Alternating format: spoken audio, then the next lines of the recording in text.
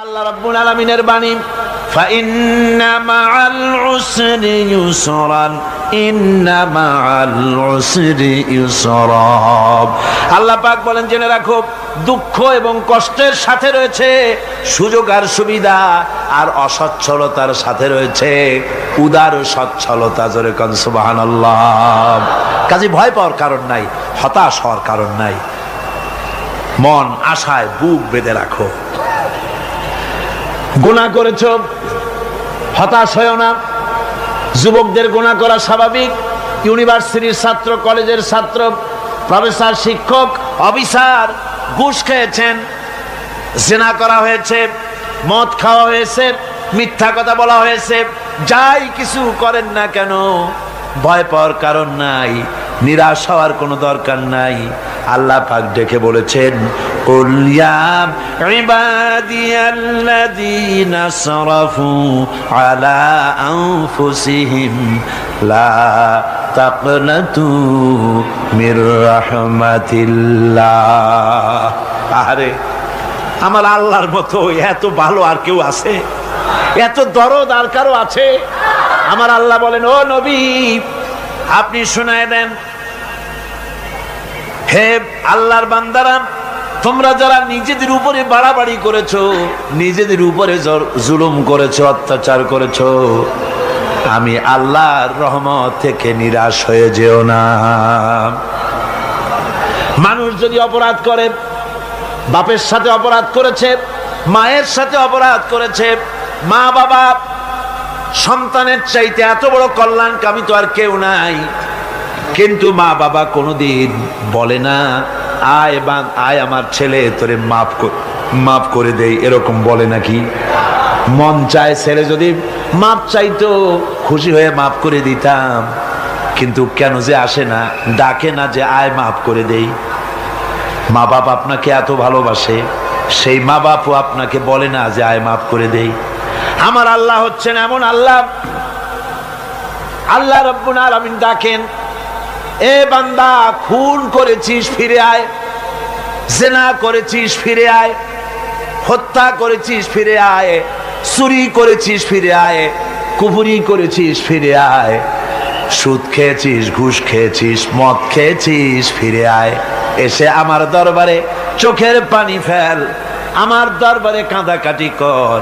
ইন্নাল্লাহা ইয়াগফিরুয যুনুবা জামিআ ইন্নাহু হুয়াল গফুরুর রহিম। আমার দরবারে চোখের পানি ফেলে কান, আমি রব্বুল আলামিন জিন্দেগীর গুনাহ মাফ করে দেব। সুবহানাল্লাহ কোন, সুবহানাল্লাহ কোন। আমার কাছে কান, চোখের পানি ফেল। আল্লাহ রাব্বুল আলামিনের কাছে বান্দার দুইটা ফোঁটা বেশি প্রিয়। একটা হলো জিহাদের ময়দানে যে রক্ত ফোঁটা দেওয়া হয়, এটা আল্লাহর কাছে প্রিয়। আর আল্লাহর ভয়তে গুনার জন্য লজ্জা করে, অনুশোচনা করে বান্দা যখন চোখের পানি ছেড়ে দেয়, আল্লাহর কাছে এটা অত্যন্ত প্রিয়। নবীজি বলেছেন, বান্দা যখন গুনার ভয়তে, আল্লাহর ভয়তে, জাহান্নামের ভয়তে অনুশোচনা করে যখন চোখ দিয়া পানি ছেড়ে দেয়, ওই চোখের পানি নাকের অর্ধেক আসতে না আসতে আল্লাহ রাব্বুল আলামিন বান্দারে মাফ করে দেন। আল্লাহ বরদাস্ত করতে পারেন না যে বান্দা কান্দু। আমার ভাইরা, আল্লাহ রহমত, এই পৃথিবীতে আল্লাহর রহমতকে 100 ভাগ করা হয়েছে। আল্লাহ রহমতের কত ভাগ? এই 100 ভাগের 1 ভাগ সারা পৃথিবীতে ছড়াই দেওয়া হয়েছে। আর 99 ভাগ কার কাছে? আল্লাহর কাছে। একটা ভাগ দুনিয়া ছড়ানো হয়েছে আদম আলাইহিস সালাম থেকে নিয়ে এই পর্যন্ত, এখান থেকে নিয়ে কিয়ামত পর্যন্ত পৃথিবীতে যত মানুষ আসবে, যত প্রাণী আসবে, তাদের মধ্যে প্রাণী জগতেও গাভী তার বাছুরকে ভালোবাসে, ঠিক কিনা?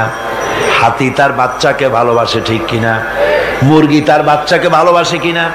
প্রত্যেক মাই তার সন্তানকে ভালোবাসে মানুষের মতো।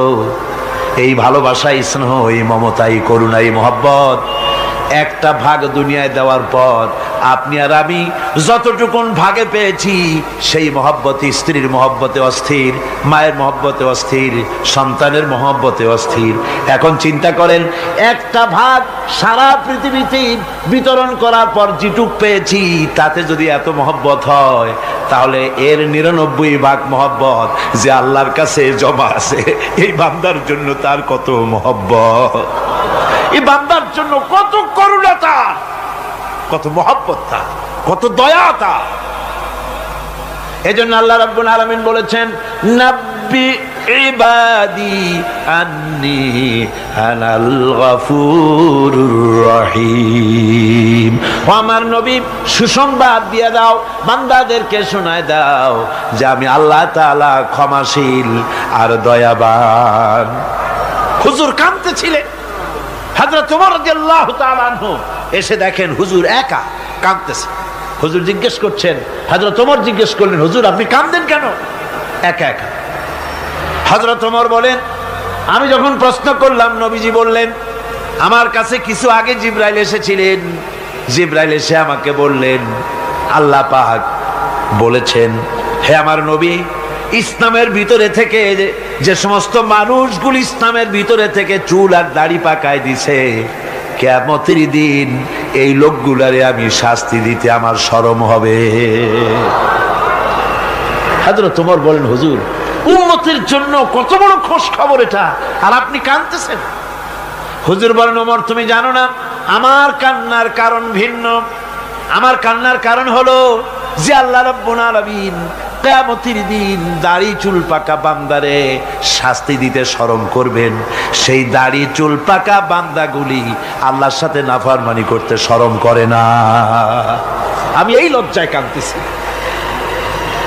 ভাইরা, হুজুর আল্লাহ পাক বলেন, ও আমার নবী, রাতের আধারে যখন একটা বুড়া আমার দরবারে হাত উঁচু করে, একটা বুড়া মানুষ রাতের আধারে যখন আমার দরবারে হাত উঁচু করে আর যখন বলতে থাকে, রব্বুল আলামিন আমার পেছনের জীবনটা বড় খারাপ করেছি, এমন কোন কাজ জীবনে করি নাই যা তোমার কাছে কিছু দাবি করতে পারি, সব রকমের নাফরমানি করেছি, আজ আমি বুড়া হয়ে গেছি, কামাই করতে পারি না, ছেলে আমাকে চোখে দেখতে পারে না, পুত্রবধূ আমাকে ঘরে জায়গা দেয় না, আমার স্ত্রী আমাকে দেখতে পারে না, রোজগার করতে পারি না, হাঁটতে পারি না, চলতে পারি না, সবার কাছে আমি তিতা হয়ে গেছি, আমি দাঁড়াতে পারি না, কোমরে ব্যথা পাই, হাঁটুতে ব্যথা পাই, চলতে পারি না, কানে শুনতে পাই না, চোখে দেখতে পারি না, আর তোমার কাছে কিছু চাইয়া নেব এমন ভালো কাজও করি নাই।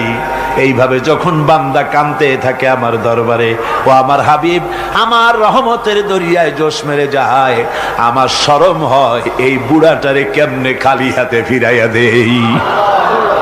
সুবহানাল্লাহ, সুবহানাল্লাহ। আমার আল্লাহর এত দয়া, আমার আল্লাহর এত মায়া, এত মহব্বত। আমার আল্লাহ রাব্বুল আলামিন বলেন, وَإِذَا سَأَلَكَ عِبَادِي عَنِّي فَإِنِّي قَرِيبٌ। ও আমার হাবিব, আমার বান্দা আমার ব্যাপারে প্রশ্ন করে, আমি বান্দার একদম নিকটে। কোরআন শরীফের ভিতরে যত জায়গায় রাসূলকে বলা হয়েছে সুয়ালের কথা, আপনাকে প্রশ্ন করা হয়, আল্লাহ তার জবাব কুল এই কথা বলে জবাব দিয়েছেন। যত জায়গায় সুয়াল এসেছে, যেমন কোরআনে কারীমের মধ্যে আল্লাহ পাক বলেন, ওয়ায়াসআলুনাকা আনিল মাহিদ, মেয়েদের হায়েজ সম্পর্কে জিজ্ঞাসা করা হয়, কুল হিয়া আযা, হে নবী আপনি বলুন। এভাবে করে কুল দিয়ে জবাব দেওয়া হচ্ছে। আবার প্রশ্ন করা হচ্ছে, ওয়ায়াসআলুনাকা আনিল আনফাল, এই গনিমতের মাল সম্পর্কে হুজুর আপনাকে, হে নবী আপনাকে প্রশ্ন করা হয়। আল্লাহ কুল দিয়া জবাব দিলেন, আল্লাহ বলেন আপনি বলেন।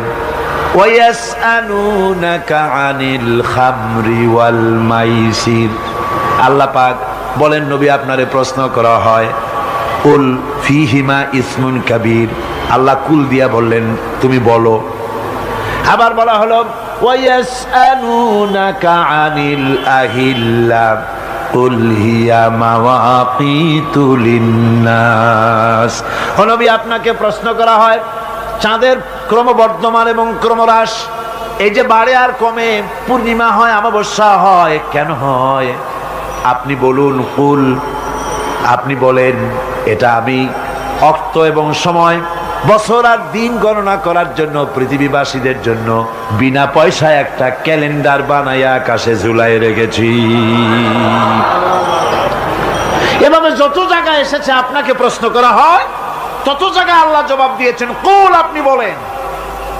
গোটা কোরআন শরীফের ভিতরে এই একটি মাত্র জায়গা যেখানে বলা হয়েছে আপনাকে প্রশ্ন করা হয়। আল্লাহ এখানে বলতে পারতেন কুল, আপনি বলেন, আল্লাহ তোমাদের নিকটবর্তী, এভাবে জবাব হয় নাই। এটা কায়দাটা হলো এই, আল্লাহ বলতেছেন ওয়াইজা সালাকা ইবাদি, ও আমার নবী, প্রশ্ন তো আমার বান্দারা আমার ব্যাপারে করেছে, এবার আপনার জবাবের কোনো দরকার নাই। প্রশ্ন আমার ব্যাপারে, আমি নিজে জবাব দিয়ে দেই, ফা ইন্নী কারীব। ও বান্দা, আমার ব্যাপারে প্রশ্ন করেছিস, জবাব আমি দেই, আমি তোর সবচাইতে বেশি নিকটে। সুবহানাল্লাহ, কত নিকটে? ওয়ানাহানু আকরাবু ইলাইহি মিন হাবলিল ওয়ারিদ। তোর যে রগ, এই শাহরগের চাইতেও আমি তোর বেশি কাছে। সুবহানাল্লাহ। আমারে ডাক, আমারে ডাক, কলিজা দিয়া ডাক, অন্তর দিয়ে ডাক। মনের থেকে মানুষ যদি ডাকে, মুখের ডাক আর মনের ডাক এক জিনিস নয়। দিল সে জুবাত নিকলতি হ্যায়, असर रखती है पर नहीं मगर ताकते परवाज रखती है। दिल থেকে যে কথা বেরোয় তা প্রভাব বিস্তার করে, ডানা নাই কিন্তু ওড়ার ক্ষমতা রাখে। মনের কথাই ভিন্ন। মন থেকে, দিল থেকে, কলিজা থেকে, অন্তরের গভীর কন্দর থেকে মুহাব্বতের সাথে কেউ যদি একবার বলে আল্লাহ, বলেন আল্লাহ, আল্লাহ, আল্লাহ, আল্লাহ রাব্বুল আলামিন বলেন, অন্তরের অন্তঃস্থল থেকে একটি বার যদি বান্দা বলেন আল্লাহ, আল্লাহ বলেন 70 বার সাড়া দিয়া জিজ্ঞেস করি, বান্দা কি চাও, আমি তোমার কাছে আসি। সুবহানাল্লাহ, আমি তোর একদম কাছে, কি চাস বল, বল আমার কাছে। এমন দয়াবান, এমন মেহেরবান, এমন আল্লাহ আমাদের।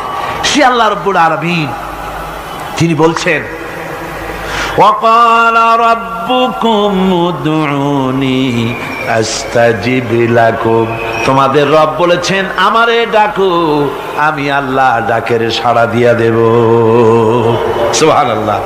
কারে ডাকতে হবে? কারে ডাকতে হবে? এই বিশাল জনসমুদ্র একযোগে চিল্লা এখন কারে ডাকতে হবে? কোন পীর সাহেবকে নয়, আল্লাহর কসম কোন খাজা বাবাকে নয়, ডাকতে হবে কারে? চিল্লা এখন কারে? ওয়াকালা রাব্বুকুম উদউনি, তোমার রব তোমাকে বলতেছে আমারে ডাকো, আস্তাজিব লাকুম, আমারে ডাকবে আমি সাড়া দিয়ে দেব। সুবহানাল্লাহ। আল্লাহকে ডাকেন, কি চাই আপনার বলেন, কি চাই? আল্লাহর কাছে চান, আল্লাহ দিয়ে দিবেন। দেওয়ার জায়গা আল্লাহর কাছে চাইবেন, আল্লাহ দিবেন। দেওয়ার জায়গা, চাওয়ার জায়গা হলো সেজদায় পড়ে যাবেন। আমার ভাইয়েরা, জায়গাটা চিনায় দিলাম। মাজারে যাওয়া লাগবে না, কবরে যাওয়া লাগবে না। 2 রাকাত নামাজ পড়ে সেজদায় পড়ে গিয়া যত বিপদ আছে, মুসিবত আছে, সেজদার মধ্যে চোখের পানি ছেড়ে দেন আর কেন্দে কেন্দে জীবনের কথা বলেন। আল্লাহ রাব্বুল আলামিন আপনার আওয়াজ শুনবেন আর দোয়া কবুল করে নিবেন। কাঁদতে হবে আল্লাহর কাছে। কার কাছে? আল্লাহর কাছে। সুম্মা ইস্তাগফিরুল্লাহ, আর এরপরে সে যদি আমি আল্লাহর কাছে ক্ষমা চাই, ইয়াজিদিল্লাহ গফুরার রহিমা, সে আমি আল্লাহকে গফুর এবং রহিম হিসাবে পাবে। সুবহানাল্লাহ। আল্লাহকে গফুর এবং রহিম হিসাবে পাওয়া যাবে। সব আল্লাহকে বলতে হবে, গুনাহ মাফ চাইতে হবে। এই জন্য হুজুর সাল্লাল্লাহু আলাইহি ওয়াসাল্লাম দৈনিক 100 বার তওবা পড়তেন। কোন হাদিসে আছে 70 বার, কোন হাদিসে আছে 100 বার তওবা পড়তেন। নামাজের পরে তো প্রত্যেক নামাজই পড়তেন হুজুর, সালাম ফিরাতেন আর সাথে সাথে বলতেন আল্লাহু আকবার, আস্তাগফিরুল্লাহ, আস্তাগফিরুল্লাহ, আস্তাগফিরুল্লাহ। মনে থাকবে আপনাদের? মনে থাকবে? সালাম ফিরাইয়া কি বলবেন? না, সালাম ফিরাবার সাথে সাথে বলবেন আল্লাহু আকবার, তারপরে পড়বেন আস্তাগফিরুল্লাহ, আস্তাগফিরুল্লাহ, আস্তাগফিরুল্লাহ। তওবা পড়বেন, আল্লাহর কাছে সবসময় গুনাহ মাফ চাইতে থাকবেন, বিনীত থাকবেন। আল্লাহকে পাওয়া যাবে, তাকে রহিম হিসেবে পাওয়া যাবে। সুতরাং ঈমান বিল্লাহ, আল্লাহর প্রতি ঈমান আনলে পরে চতুর্থ নম্বরের যে উপকারটা হবে সেটা হলো হতাশায় ভুগবে না, নিরাশায় ভুগবে না, আশায় বুক বেঁধে উঠবে, ঈমান মজবুত হবে, আল্লাহর কাছে মানুষ বিনয়ী হয়ে যাবে। এবার পঞ্চম নম্বরের উপকার আমি বলছিলাম, ঈমান বিল্লাহ, আল্লাহর প্রতি ঈমান আনলে পরে অসংখ্য উপকার হয়, অসংখ্য বৈশিষ্ট্য আছে। এর 6টা উপকারের কথা আমি বলবো। কয়টা? অসংখ্য উপকারের ভিতরে প্রধান 6টি উপকারের কথা বলবো। এর বললাম কয়টা? 4টে বলেছি। এবার বলো পঞ্চম উপকারের কথা। আল্লাহর প্রতি আপনি পূর্ব পশ্চিমে কতবার মুখ ঘোরালেন, এটাই কিন্তু আপনার আসল সৎ কাজ নয়। আসল সৎ কাজ হলো আল্লাহর প্রতি ঈমান আনা। এই ঈমানের ব্যাপারে 3টা দিন আমরা পার করে দিলাম, এখনো কথা শেষ হয় নাই।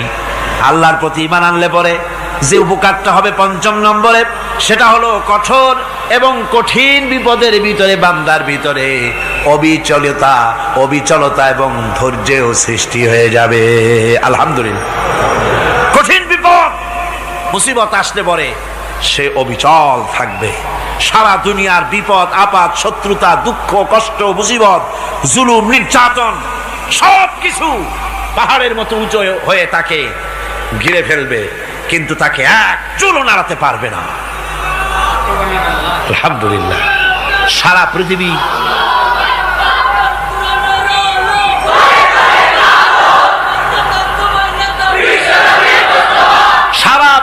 একদিকে আর সে একা একদিকে থাকবে। বিরোধিতা তো হবেই, বিপদ তো আসবেই।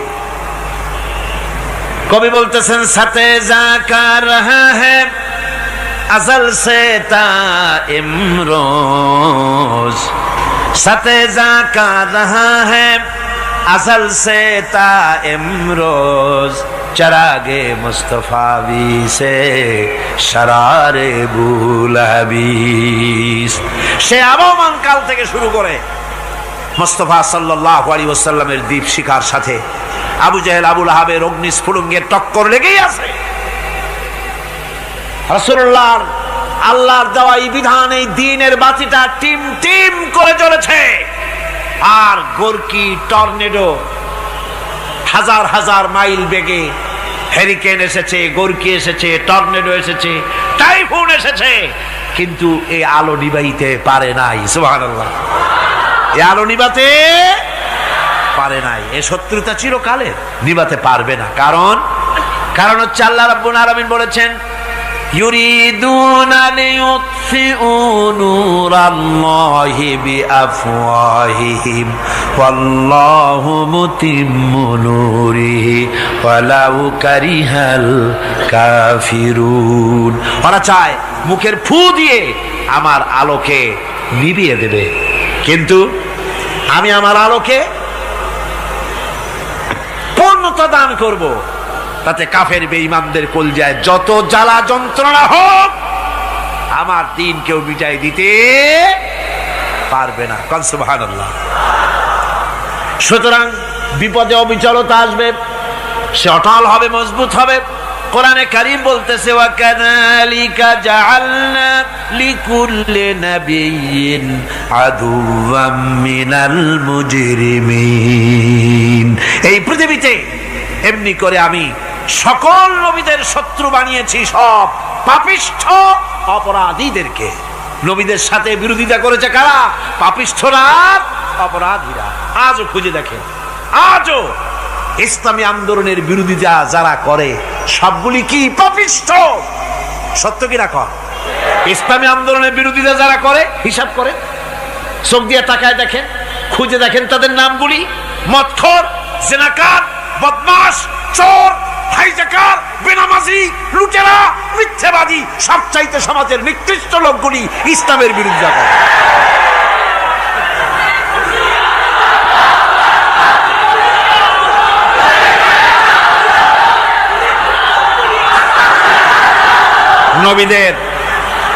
নবীদের শত্রু আল্লাহ বলেন সব যুগে নবীদের সাথে শত্রুতা করেছে পাপিষ্ঠরা। আল্লাহর কথা, কার কথা? সকল যুগে নবীদের সাথে শত্রুতা করেছে পাপিষ্ঠরা, নিকৃষ্ট ধরনের অপরাধীরা। সুতরাং নবী রাসূলদের অবস্থা যখন এই, তখন দ্বীনের দাওয়াত যারাই দেবে তাদের কিসমত এরকম হবেই। এই বাধার মোকাবেলা তাদেরও করতে হবে। এই যে বাধাটা আসে, এই যে মারে, অপরাধ কি? এই যে তারা চোর বা ডাকাত যাদের মারা হয়। আল্লাহ রাব্বুল আলামিন বলেন অপরাধ হলো ওয়ামা নাকামু মিনহুম ইল্লা আইয়ুমিনু বিল্লাহিল আজিজিল হামিদ। অপরাধ হচ্ছে ইমানদার লোকদের উপরে নির্যাতন চালিয়েছে, অন্য কোনো কারণে নয়। কারণ একটাই, তারা আল্লাহর জমিনে আল্লাহর দ্বীন প্রতিষ্ঠা করতে চেয়েছে, আর কোনো অপরাধ না। জমিন আল্লাহর, জমিন কার? এই বিশাল জনসমুদ্র গর্জে উঠুন একযোগে, বলুন জমিন কার? আইন চলবে কার? এখানেই সংঘর্ষ বেঁধেছে আবহমান কাল ধরে। মানুষ অত্যাচারিত হয়েছে, সাহাবায়ে কেরাম অত্যাচারিত হয়েছেন। বুখারী শরীফের হাদিসে এসেছে রাসূল করিম সাল্লাল্লাহু আলাইহি ওয়াসাল্লামের কাছে হযরতে খাব্বাব গিয়ে উপস্থিত হয়েছিলেন। হযরতে খাব্বাব বলেন, হাদিসটা এভাবে লেখা হয়েছে বুখারীতে, ওয়ান খাব্বাব বিন আরিদ রাদিয়াল্লাহু তাআলা আনহু قال شكونا إلى رسول الله صلى الله عليه وسلم وهو متوسد بردة له في ظل الكعبة। রাসূলুল্লাহর কাছে গেলাম, কাবা শরীফের কাছে গিয়ে দেখি নবীজি একটা চাদর গায়ে দিয়ে তিনি আরাম ফরমাচ্ছিলেন কাবা শরীফের ছায়ায়। সেখানে গিয়ে বললাম, আলা তাস্তানসিরু লানা আলা তাদউ লানা ইয়া রাসূলুল্লাহ, হে আল্লাহর রাসূল, আপনি কি আমাদের জন্য আল্লাহর কাছে দোয়া চাইবেন না? আপনি কি আল্লাহর কাছে আমাদের জন্য সাহায্য চাইবেন না? আমাদের লোকগুলিকে, মুসলমানগুলিকে মারতে মারতে তো শেষ করে ফেলে দিল। তারা আমাদের সুমাইয়াকে মারলো, আমাদের খাব্বাবকে উটের সাথে পায়ের দড়ি লাগায় টানলো, আমাদের খোবায়েবকে তারা আগুনের উপরে চিৎ করে শোয়ায় রাখলো, না খায় রাখতেছে, মারতেছে। কষ্টে তো শেষ হয়ে গেলাম, হুজুর আপনি কি আমাদের জন্য দোয়া করবেন না? হাদিস শরীফে এসেছে নবীজি উঠে বসলেন সোজা হয়ে। নবীজি বলেন, ও আমার সাহাবী, ও খাব্বাব শোনো, তোমাদের আগে এই পৃথিবীতে যারা দ্বীনের দাওয়াত দিতে এসেছিলেন তাদেরকে সমকালীন রাষ্ট্রশক্তি, সমাজ শক্তি তাদেরকে ধরত। ফায়ুখাজুর রাজুলো, তাদেরকে তারা ধরত। ফায়ুহফারু লাহু ফিল আরদ, আর তার জন্য জমিনের ভিতরে কবর বানাইতো। ওই কবর ফায়ুজালু ফিহা, ওই কবরের ভিতরে তাকে কোমর পর্যন্ত গেড়ে দিত। সুম্মা ইউতা বিল মানশার, এরপরে করাত আনতো। ফায়ুদাউ আলা রাসিহি, এরপরে ওই করাত তার মাথার উপরে রাখতো। ফায়ুজালু নিসফাইন, এরপরে করাত দিয়া চিরে জীবিত মানুষটারে দ্বিখণ্ডিত করে ফেলে দিত। মা ইয়াসুদ্দুহু যালিকা আন দীনিহি, ও আমার খাব্বাব, এত কষ্ট দেওয়ার পরেও সেই যুগের কোন মুসলমানকে, দ্বীনের দায়ীদেরকে আল্লাহর দ্বীন থেকে এক চুলো তারা সরাই দিতে পারে নাই, এক চুলো সরাতে পারে নাই। ওয়াল্লাহি, ও খাব্বাব, আমি আমার আল্লাহর নামে কসম করে বলছি, লা ইউতাম্মান্নাল্লাহু হাযাল আমরা হাত্তা ইয়াসিরা আর-রাকিবু মিন সানা ইলা হাযরামাউত। আমি কসম করে বলি, আল্লাহ রাব্বুল আলামিনের এই সানা থেকে হাজারামাউত পর্যন্ত লোকেরা যাতায়াত করবে, সুন্দরী রমণীরা গমন করবে, সদাগরেরা যাতায়াত করবে, টাকা নিয়া পয়সা নিয়া যাতায়াত করবে। তাদের মনের মধ্যে লুটের ভয়, টাকার ভয়, চুরির ভয়, ডাকাতির ভয়, জেনার ভয়, হত্যার ভয়, ধর্ষণের ভয়, কোনো ভয় থাকবে না। লা ইয়াখাফু ইল্লাল্লাহ, আল্লাহ ছাড়া কোনো ভয় থাকবে না। এমন একটা সমাজ, এমন একটা সময় আসবে। ওয়ালাকিন্নাকুম তাস্তাজিলুন, অথচ খুব তাড়াহুড়ো তোমরা করতেছো। তাড়াহুড়ো করো না, সময় আসবে ইনশাআল্লাহ। আমার ভাইয়েরা, আমার বন্ধুগণ, কঠিন বিপদে অবিচলতা এবং ধৈর্যের দৃষ্টান্ত রেখে গেছেন আম্বিয়া আলাইহিমুস সালাম। সুবহানাল্লাহ। কঠিন বিপদে অবিচলতা, দৃঢ়তা, ধৈর্য কারে বলে, তার দৃষ্টান্ত কারা রেখেছেন? আম্বিয়া আলাইহিমুস সালাম। ওনারাই আমাদের আদর্শ, নবীরাই আদর্শ। সাহাবায়ে কেরাম রিদওয়ানুল্লাহ তাআলা আলাইহিম আজমাইন আমাদের আদর্শ। ভাইরা আমার, মুসা আলাইহিস সালামকে ফেরাউন যখন ঘিরে ফেলে দিল, কোরআনের সব কথা গল্প গুজবার ইতিহাসের জন্য লেখা হয় নাই। কোরআনের মধ্যে যা লেখা হয়েছে সব বান্দাদের উপদেশের জন্য, যাতে করে লোকেরা চিরটা কাল এর থেকে উপদেশ নিয়ে নিজেদের তৈরি করতে পারে। জোরে বলেন সুবহানাল্লাহ। মুসা আলাইহিস সালামের কথা আল্লাহ বলেন, ফেরাউন তাকে ঘিরে ফেলে দিল, পালাবার রাস্তা নাই। ফালাম্মা تراءى الجمعان قال أصحاب موسى إنا لمدركون। মুসা আলাইহিস সালামের উম্মতেরা বললেন, হে মুসা, পাকড়াও হয়ে গেছি, পালাবার রাস্তা নাই। তিন দিক থেকে আমাদেরকে ঘেরাও করেছে ফেরাউনের শক্তি। সামনে কি? দরিয়া, আর তিন দিকে কি? ঘেরাও আন্দোলন। পালাবার পথ নেই, পালাবার পথ নাই।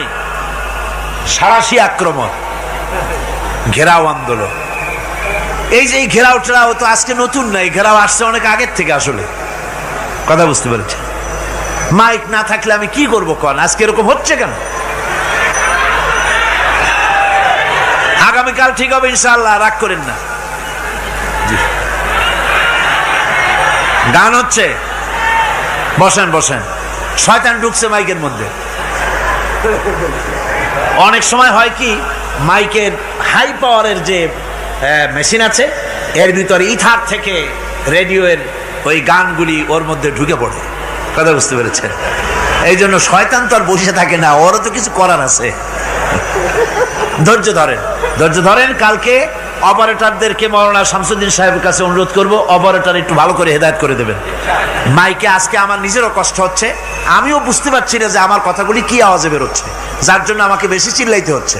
বক্তাকে কি লাউডে তার কথা বেরোচ্ছে তা তার কানে আসতে হয়, তাহলে বোঝা যায় যে আমার কথাগুলি কিভাবে বেরোচ্ছে। এটা এই অবস্থায় সিচুয়েশন আজকে নাই, এবং লোকেরাও মাইকের ব্যাপারে আজকে অভিযোগ করেছে, যা বিগত 16 বছরে করে নাই। সেটের ব্যাপারে কোথাও কোনো অসুবিধা হয়েছে? মাইকটা ভালো, এবং মাইক যারা দেন প্রতি বছর খেদমত করে, আল্লাহ তাদের প্রতি রহম করুন। সবাই বলেন আমিন। এদেরকে রাগ করে পথে পাই আবার মারধর করেন না। সিলেটের যে তাফসির মাহফিল হয়, বিগত 19 বছর তাফসির করেছি একটানা, এবার 20 বছর পুরো হবে ইনশাআল্লাহ। সিলেটে একটানা 20 বছর তাফসির করতেছি সেখানে। তো মাইক, যে একটা লোক বিনা পয়সায় মাইক দেয়, মাইকের ভাড়া সে নেয় না। তাফসিরের মাহফিলের মাইকের ভাড়া নেয় না। যে বছর এরশাদ সরকার আমাকে প্লেন থেকে নামতে দিল না, আপনাদের মনে আছে? সিলেট থেকে ফিরাই দিল। এই খবরটা মাইকম্যান যখন শুনেছে যে আমাকে নামতে দেয় নাই, ফিরাই দেওয়া হয়েছে, সাথে সাথে স্ট্রোক করেছে, হার্ট ফেল করে দুনিয়া থেকে বিদায় হয়ে গিয়েছে। সিলেটে তাফসির হতে পারবে না, এই কথা সে বরদাস্ত করতে পারে না।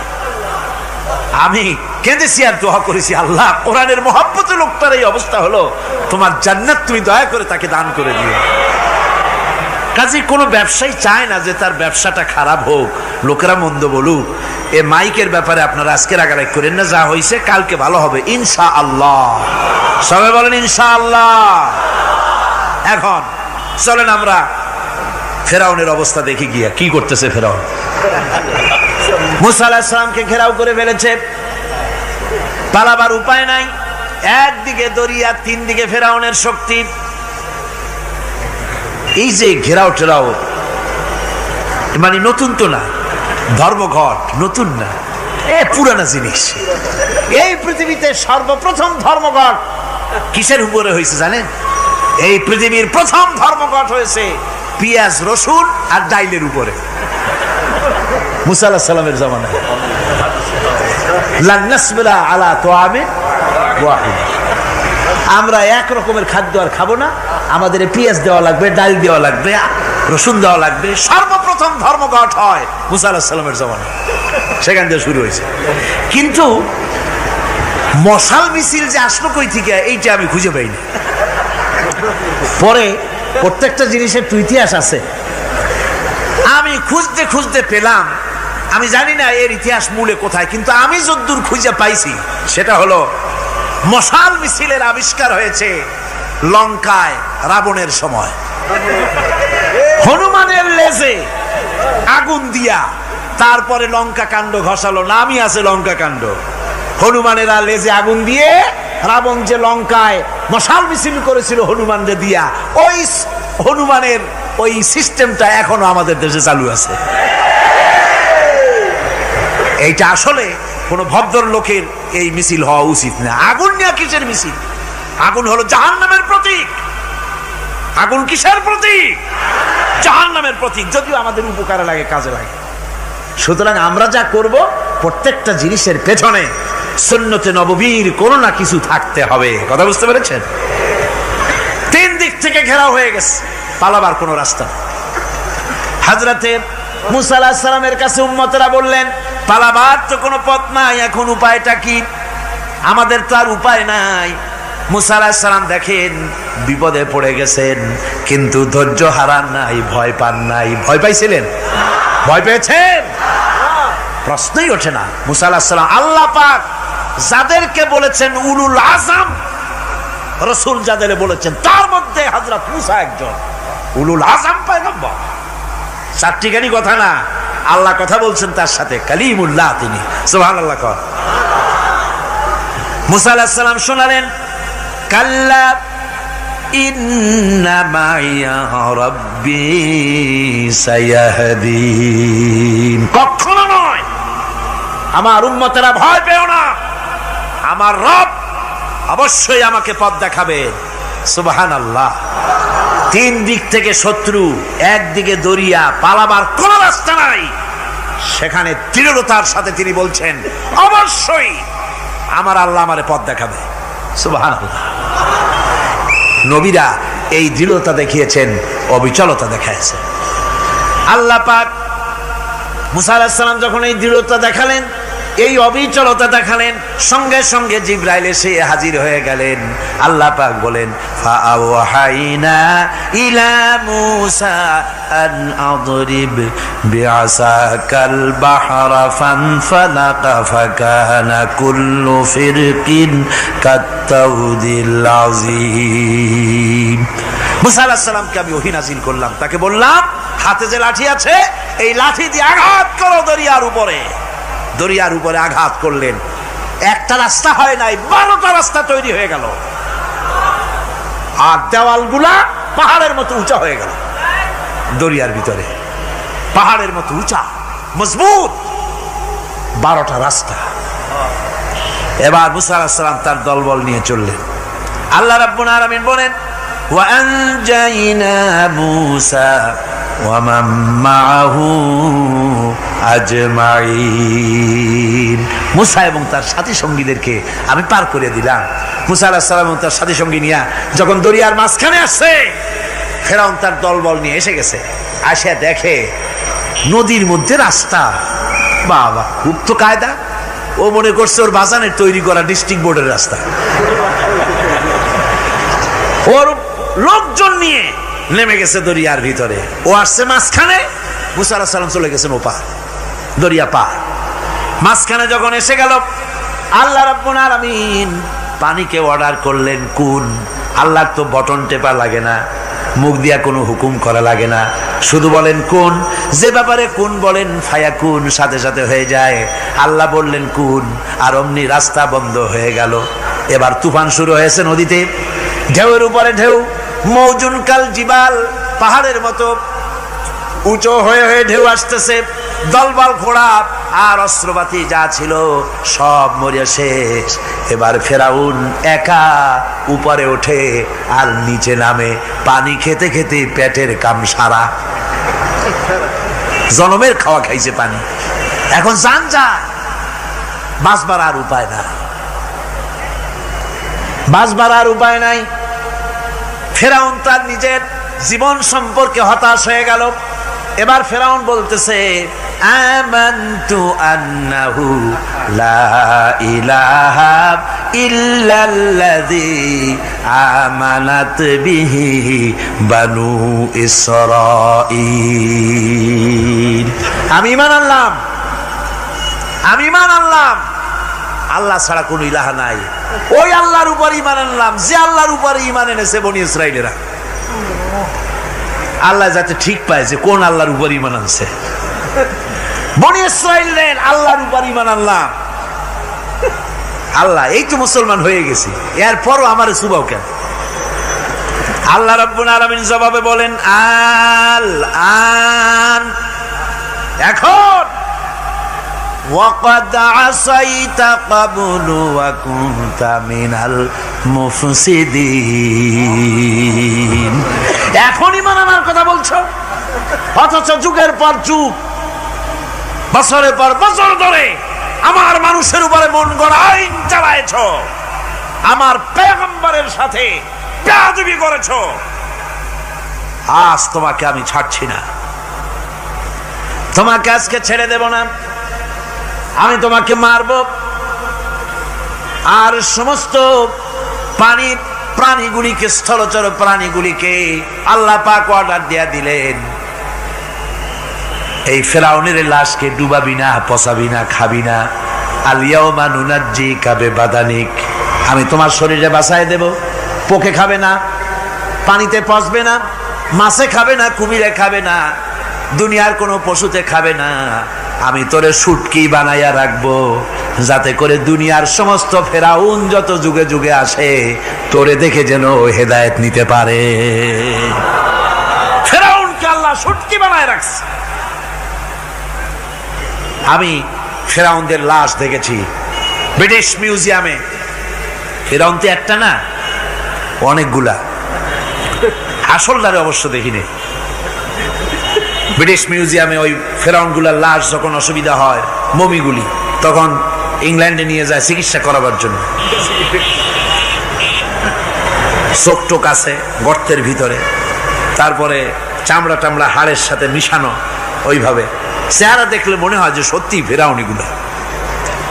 আর ব্রিটিশের কাম মিশর থেকে না আনছে এমন কোন জিনিস নাই। আমি সেখানে এক বক্তৃতায় বলছিলাম, আপনারা এদের এখন সভ্য, এদের এখন ভদ্র, এরা হলো ইন্টারন্যাশনাল চোর। ওরা সারা দুনিয়া চুরি করেছে। লন্ডনে বক্তৃতা করেছি, সারাটা দুনিয়া চুরি করছে, আমাদের দেশকে শোষণ করেছে। এই বিশাল ভূভাগকে শোষণ করে ইংল্যান্ডের দ্বীপটাকে তারা সাজাইছে। তারা ময়ূর সিংহাসনের, শাহজাহানের ময়ূর সিংহাসনের ময়ূরের বাম চোখে কোহিনূর মণি লাগাইছিলেন। শাহজাহান ময়ূরের ডান চোখে কোহিনূর মণি লাগায় নাই। কোহিনূর মণির অনেক দাম, আমি দেখে এসেছি মণি। এখন সেটা কুইন এলিজাবেথের মুকুটে শোভা পাচ্ছে। সেই মণি এমনি বলে প্রবাদে, 7 রাজার ধন এক মাণিক্য, বলেন এরকম, অনেক দাম। শাহজাহান দেখালেন, আমি মুসলমান, আমার কাছে এটার দাম নাই, এই জন্য ময়ূরের ডান চোখে লাগালাম না, বাম চোখে লাগাই দিলাম। এইটারে চুরি করছে। তারপরে মিশর থেকে, মিশরের মমি চুরি করেছে, জুতা চুরি করছে, ছাতি চুরি করছে, পিসা চুরি করেছে। আমি বললাম, এগুলা কি ভদ্রলোক নাকি? এরা জুতা চোর, পিসা চোর, লাঠি চোর, সব চুরি করেছে। যাই দেখেন ব্রিটিশ মিউজিয়ামের মধ্যে সব দুনিয়ার চুরি করা জিনিস নিয়ে তারা মানুষকে দেখাইয়া পয়সা অর্জন করছে। টিপু সুলতানের তরবারিটা পর্যন্ত চুরি করেছে। আজ পর্যন্ত ব্রিটিশ মিউজিয়ামে টিপু সুলতানের তরবারিটা আছে, আমি তরবারিটা দেখে এসেছি। আমার বন্ধুগণ, বলতেছিলাম যে পৃথিবীতে আল্লাহ রাব্বুল আলামিন নবীরা তাদের চরিত্র দিয়ে বিপদের মোকাবেলা করে দুনিয়ার সামনে কঠিন বিপদের মোকাবেলা করে অবিচলতা, দৃঢ়তা দেখায় গেছেন যে কেমন করে এই পৃথিবীতে বিপদের সামনে মোকাবেলা করতে হয়। ধৈর্য ধরতে হবে, বিপদ আসবে পাহাড় সমান হয়ে, আপনাকে ধৈর্য ধারণ করতে হবে সেভাবে বুক বেঁধে। যেহেতু এটা যদি বিশ্বাস হয় যে আমার কিসমতে যা আছে তার থেকে বেশি কিছু হবে না, তাহলেই আপনার ধৈর্য আসবে, ভয় পাবেন না। কথা ঠিক কিনা কন? এবারে হযরত হুদ আলাইহিস সালাম সম্পর্কে আল্লাহ রাব্বুল আলামিন বলেন, হযরতে হুদকে যখন ষড়যন্ত্র হলো কাফির বেঈমানেরা তাকে মেরে ফেলার জন্য, যখন সরকারি ষড়যন্ত্রে লিপ্ত হয়ে গেল, হযরতে হুদ সমাজের এই চ্যালেঞ্জের মোকাবেলা করলেন। হযরত হুদ বলেন, ফাকিদুনি জামিআন সুম্মা লা তুনজিরুন ইন্নী তাওয়াক্কালতু আলাল্লাহি রাব্বি ওয়া রাব্বিকুম। তোমরা তোমাদের ষড়যন্ত্র আমার বিরুদ্ধে যত পারো আমার বিরুদ্ধে ষড়যন্ত্র চালাও, এতটুকুন আমার অবকাশ দিও না। আমি এমন আল্লাহর উপরে ভরসা করেছি যার হাতের ভিতরে তোমাদেরও জান আর আমারও জান। যা পারো তাই করো। সরকার সমস্ত শক্তি একত্রিত হয়ে আমার মোকাবেলা করো। একদিকে হুদ আলাইহিস সালাম, আর একদিকে গোটা জাতি। হযরত হুদ ভয় পায় নাই। সুবহানাল্লাহ কোন? ঈমান বিল্লাহ মানুষের কলিজাকে এভাবে শক্ত করে দেয়। কোন আলহামদুলিল্লাহ। এবারে এই বিপদের, কঠিন বিপদের মোকাবেলা করে আমার রাসূল যে প্রমাণ দিয়া গেলেন, আমার রাসূল যে কঠিন বিপদের মোকাবেলা করলেন, ভাইয়ের আমার, হিজরতের রাতে সওর পাহাড়ের ভিতরে যখন তিনি আশ্রয় নিলেন, হযরতে আবু বকর সাথে ছিলেন। হযরতে আবু বকর রাদিয়াল্লাহু তাআলা আনহু বলেন, হুজুর আপনি দাঁড়ান, এটা তো পাহাড়িয়া গুহা, গুহার ভিতরে সাপ থাকতে পারে, বিচ্ছু থাকতে পারে, আমি আগে ঢুকি, বিপদ যদি হয় আমার উপর থেকে হয়ে যাক। গুহার ভিতরে নেমে গুহা সাফ করলেন। এরপরে হুজুরকে ডাকলেন, হুজুর তাশরীফ নিলেন গুহার ভিতরে। এরপরে হুজুর বললেন, আবু বকর পাহাড়ে হেঁটে হেঁটে 2-3টা পাহাড় পাড়ি দিয়া যাওয়া লাগে সৌর পাহাড়ে। মদিনার সোজা রাস্তা হুজুর ধরেন নাই, মেসফালার পথ দিয়া জাবালে কেদোয়ার উপর দিয়া 3টা পাহাড় পাড়ি দিয়া তারপরে হুজুর গেলেন সৌর পাহাড়ে। গুহার ভিতরে হুজুর তাশরীফ নিলেন। বললেন, আবু বকর তুমি বসো, তোমার উরুর উপরে মাথা রেখে আমি একটু আরাম করি। হযরতে আবু বকর বসলেন, হুজুর তার উরুর উপরে মাথা রেখে ঘুমায় গেলেন। আর এরপরে কাফির বেঈমানেরা তালাশ করতে করতে কাফেরেরা এসে গেল পায়ের চিহ্ন দেখে দেখে গর্তের কাছে। হযরত আবু বকর ভয়তে কেঁদে ফেললেন, আহারে আর তো উপায় নাই, এবার তো ধরা পড়ে গেছি, এবার নবীজিকে মেরে ফেলে দেবে। নবীর মহব্বতে, নিজের মহব্বতে নয়, নবীর মহব্বতে কাঁদতেছিলেন। হুজুর বলেন, হুজুরের ঘুম ভেঙে গেল। বলো আবু বকর কাঁদো কেন? ছেলের কথা, মেয়ের কথা, বিবির কথা, বাড়ির কথা মনে পড়লো নাকি?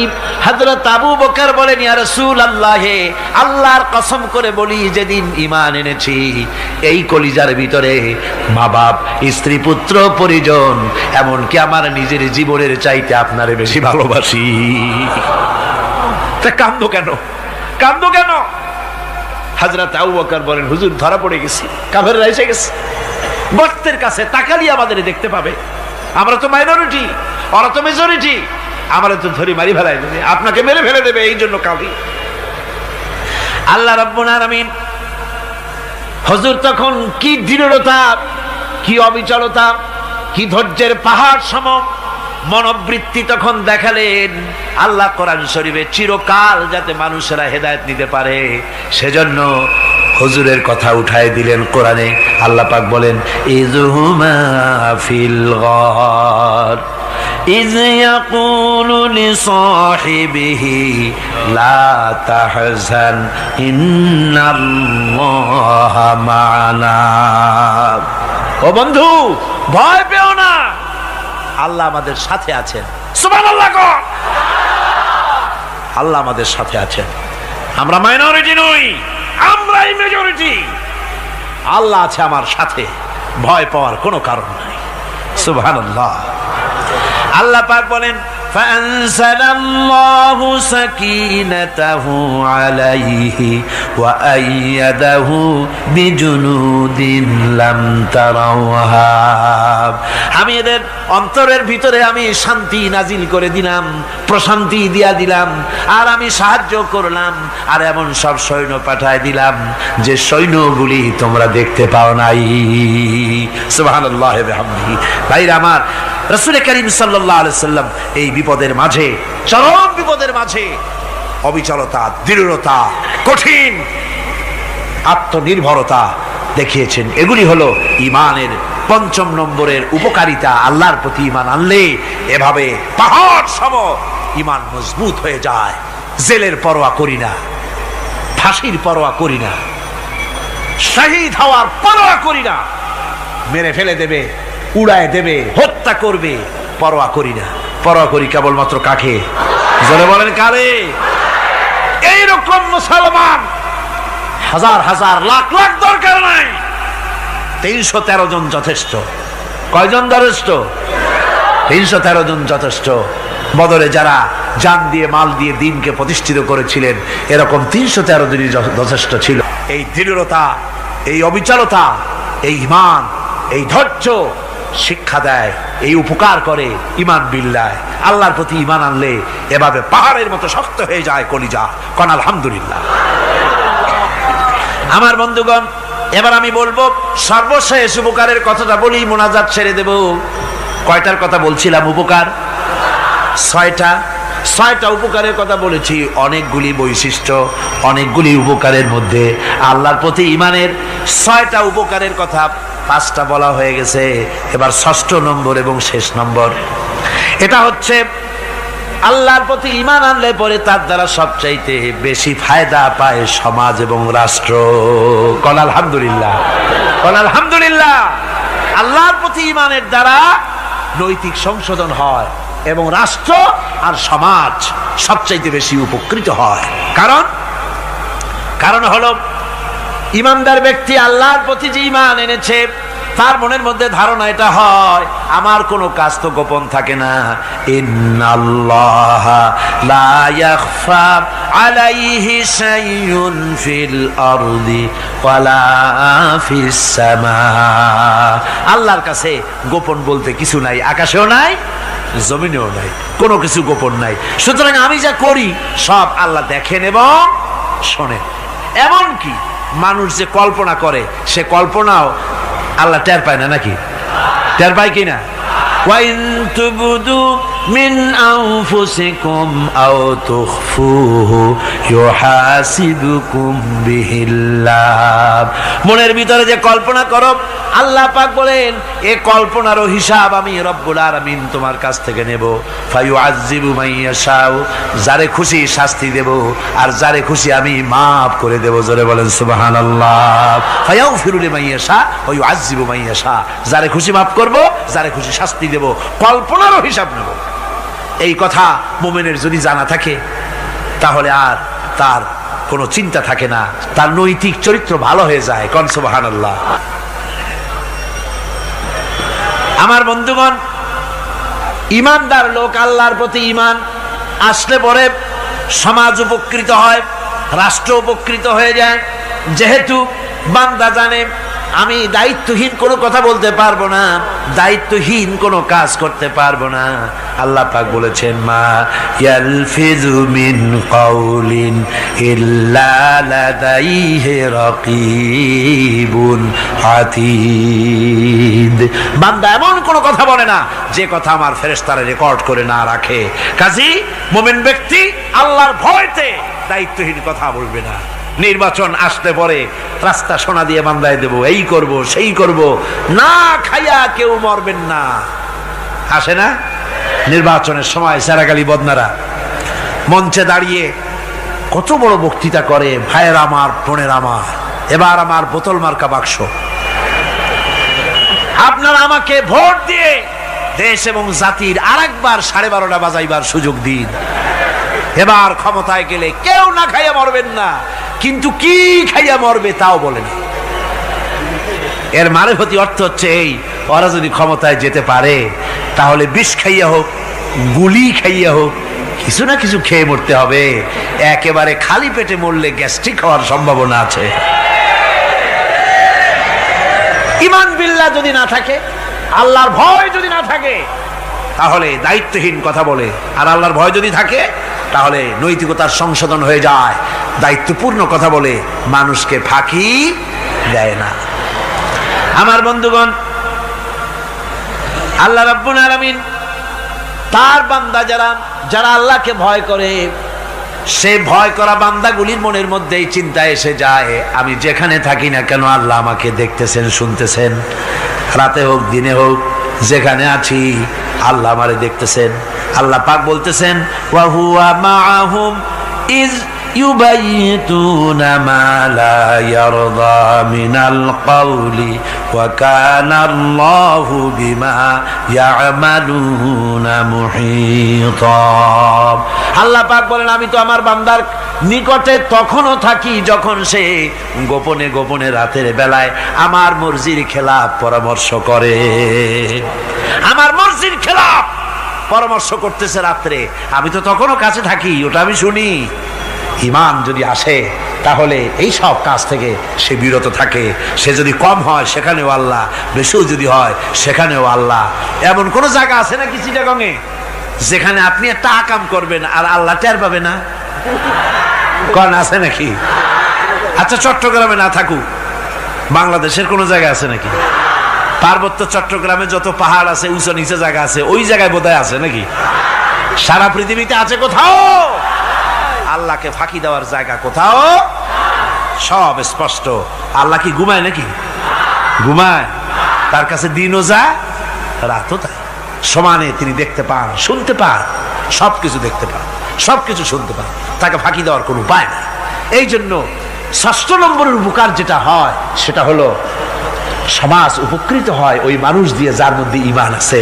হযরত ওমর রাদিয়াল্লাহু তাআলা আনহু রাতের আধারে, শেষ রাত্রে ঘুরতেছিলেন, দেখেন এক বাড়িতে কথা হচ্ছে, কথাবার্তার আওয়াজ পাওয়া যায়। মনে করলেন কোনো অসুখ বিসুখ নাকি।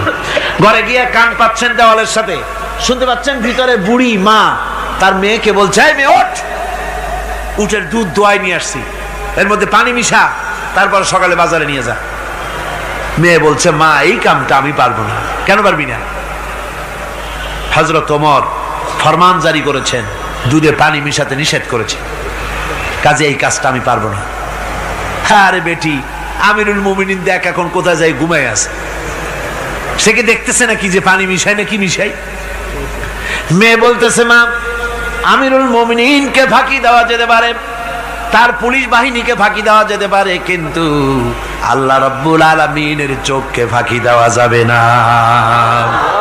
হযরত ওমর এই কথা শুনে বাড়ি চলে গেলেন, আর নিজের ছেলেকে ডেকে বললেন, ছেলে আমার, অমুক জায়গায় একটা বাড়ি আছে, সেখানে একটা যুবতী মেয়ে আছে, ওই মেয়েটার বিয়ে হয়েছে কিনা শোনো, যদি বিবাহ না হয়ে থাকে তুমি তোমার নিজের বিয়ের প্রস্তাব দাও। আমিরুল মুমিনিন এই মেয়েটা সুন্দরী কেমন, স্বাস্থ্য কেমন, কিছুই দেখলেন না, দেখলেন তাকওয়া। কি দেখলেন?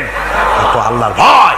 আল্লাহর ভয় যখন একটা জাতির মধ্যে আসে, পুলিশ লাগে না, পুলিশের কাজ কমে যায়।